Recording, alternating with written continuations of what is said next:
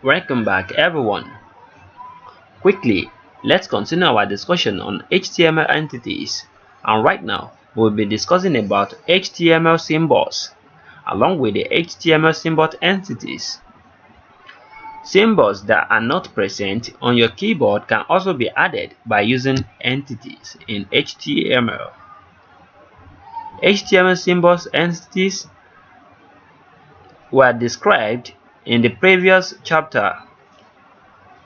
We have already discussed about this in our previous chapter, and right now we keep on discussing about it so that you can get to understand it more deeper.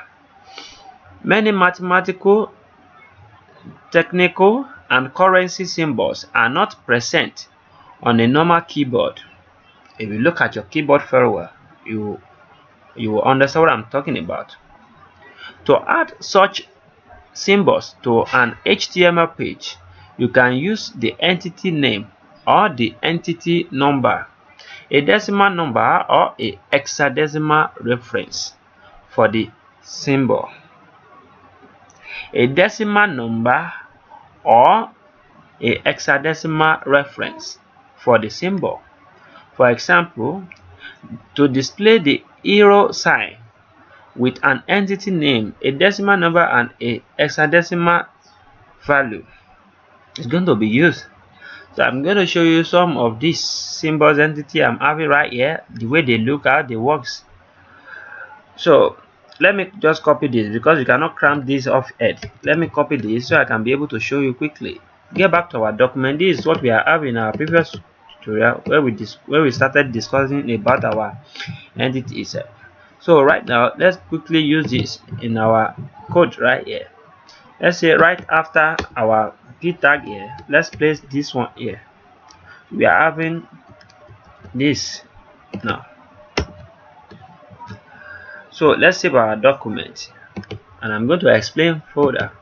Can you see we're having this kind of symbol? We're having the same symbol with this and this also. So I'm going to show you what happened right here.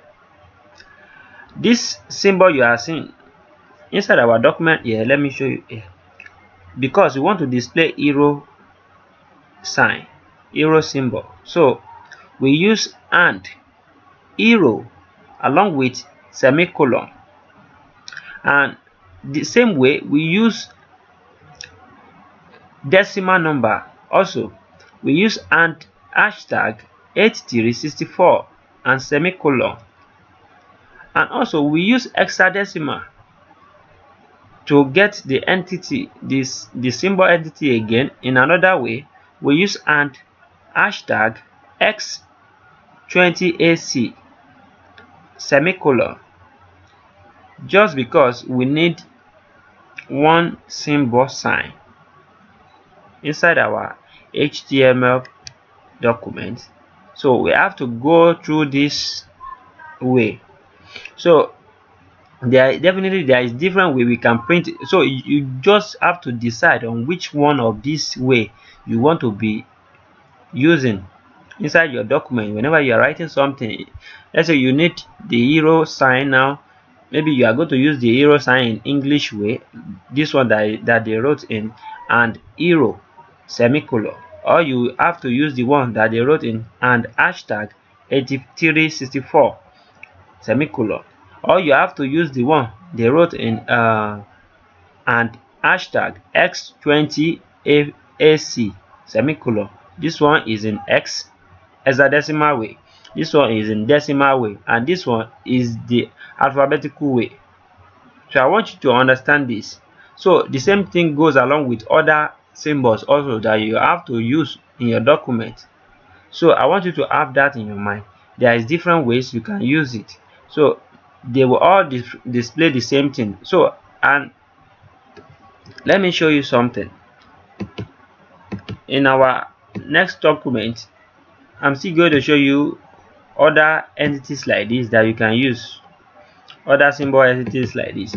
Let's just stop here because I don't want this tutorial to get long than I ever thought. Anwar Akorede Ayofe is my name. I wish to see you guys next time. Have a great day. Thank you. Bye bye, and to the next.